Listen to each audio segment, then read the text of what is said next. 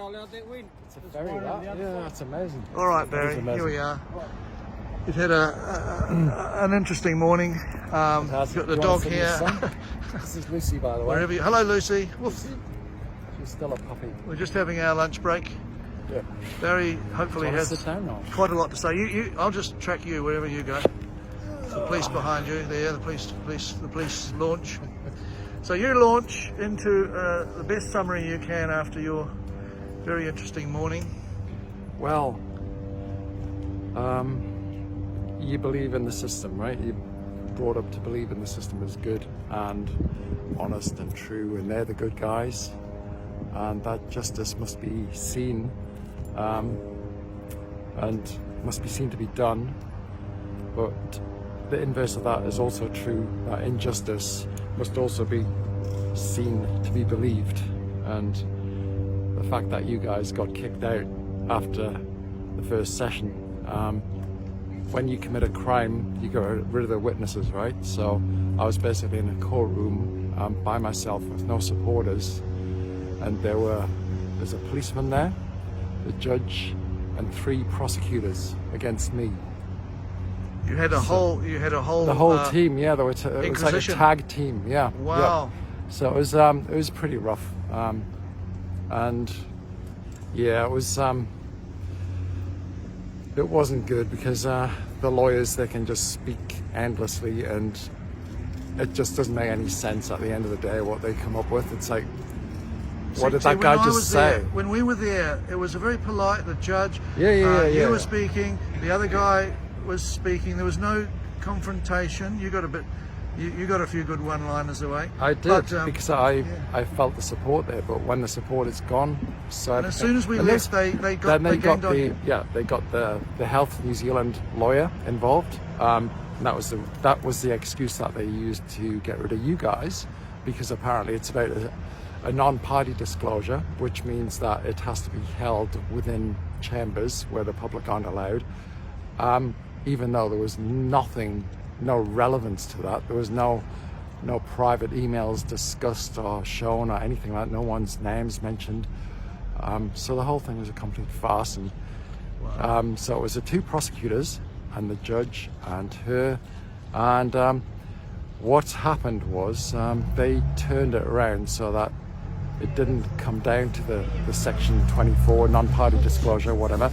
And there's like a million reasons why they're coming up with they're not going to give me those emails, even though that those emails are directly relevant. And I have got reasons to see those emails because I'm an ex-employee. I have a Privacy Act, ability to see those emails, and also under the Whistleblower Protection Act, I have a requirement to see those emails as well, because they show that the Health New Zealand executives responded by retaliation, which is critical to the whole case. So they retaliated by calling the cops, disabling my account access, and giving me the sack, basically. If that's not retaliation, I don't know what is. And all I'm trying to do is get the evidence from that, of the emails that showed that they called the police on such and such a time, such and such a day. They're withholding that. So that's withholding evidence, which is directly relevant. And they're claiming that it's not. But it's like it is. And the judge is claiming that it doesn't form part of the protected disclosure, which is my defense. And the whole thing shifted. It's pivoted now. Tomorrow, it should be a discussion about whether or not it's a protected disclosure under the Whistleblowers Act. Yeah, he didn't. The judge said, and he said he doesn't know anything about. So the Whistleblower I'm Act. thinking, my God, and he clearly didn't. He clearly didn't have a clue in there. I was telling him what the terms were and what the burden of proof was, and he had no clue. And he's gonna grant me this or deny me this. So it's kind of like I'm walking into a trap here. And if this does go tomorrow, if it is a protected disclosure hearing, he's going to have to bone up real quick on what the law is, because he didn't have a clue.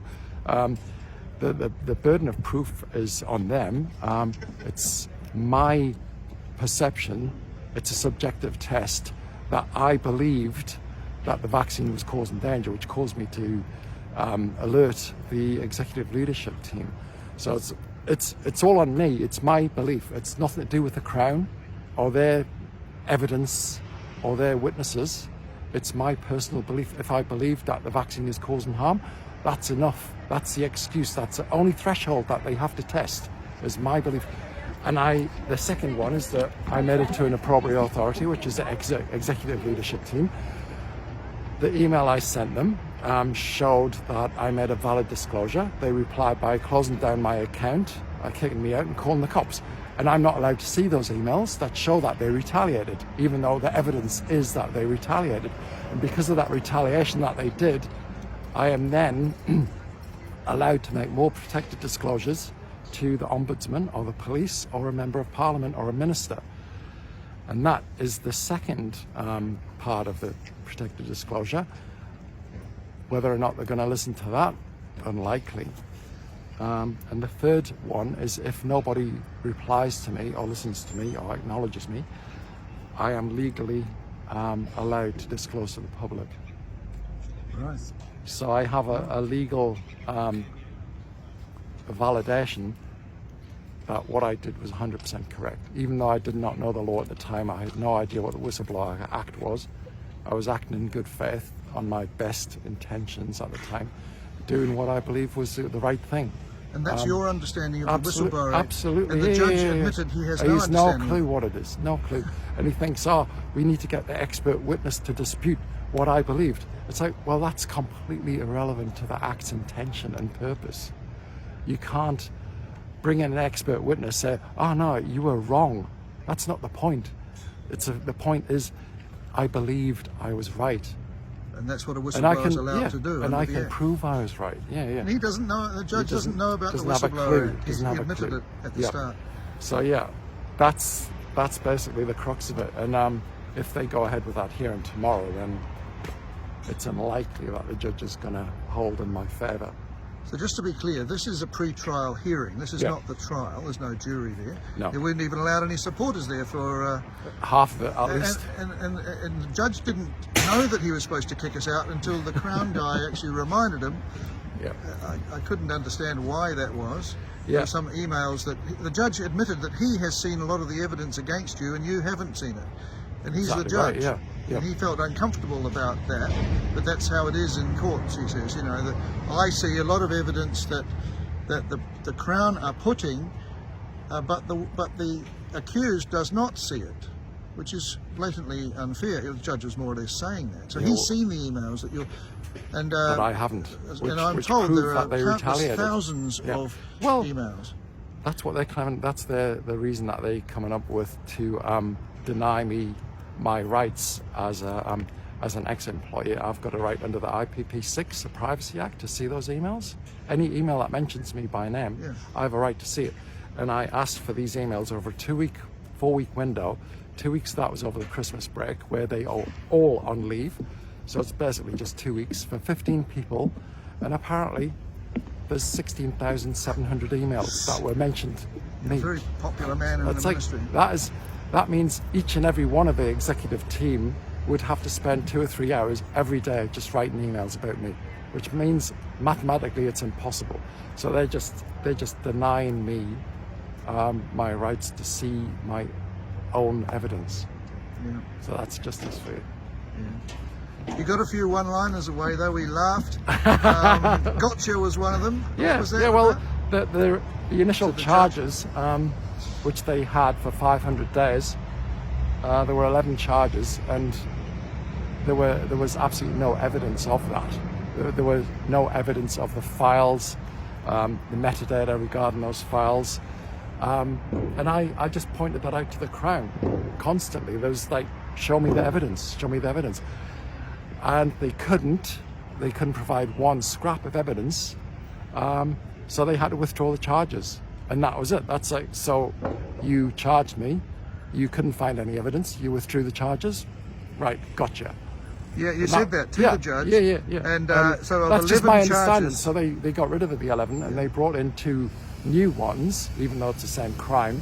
And that's now what I'm charged with. But it's what I wanted them to do anyway, because I'm a firm believer in the truth And if you are inventing charges based on fiction, that's not getting to the truth, is it? So if they are now willing to accept that these two new charges are the actual true data, the true files in question, then it's got to be their data, hasn't it? There was another wonderful line where the judge was asking you if you had any objection to reducing the number of charges against yourself from 11 to 2, and you said you did, and you said, I'm not making it any easier for you. Oh, You no, said it to the judge. No. I'm not making it any easier for you. Why would I? He wanted me, he was trying very slyly to get me to admit to something I allegedly did, to make it easier on the prosecution so they didn't have to prove what I allegedly did. And it's like, hang on a minute, who has the burden of proof here? It's you guys. So there's no way I'm making it easier for you. You have to prove every single step of the way, and that's what I want. I need them to show that what I did, why I did it, and what the data shows. So it's their data, right? And if the data shows excess mortality, then it's like, thanks guys, you just showed us that. You have shown us that it is government data, and you have shown us that it is causing excess mortality. Well, easy. Barry, I think that gets across the gist of another fearless warrior representing himself. Where have I heard that recently? Yeah, another Wairarapa man. And there's a policeman, he's probably coming to take you for a ride on the police launch. Oh, nice. With the concrete boots. Time to go and get some... If I don't go back to court, you'll know why. Time to go and get some food and and walk the dog. As well. Yeah. Thank you, Barry. Hey, Great no work. worries. Thank you.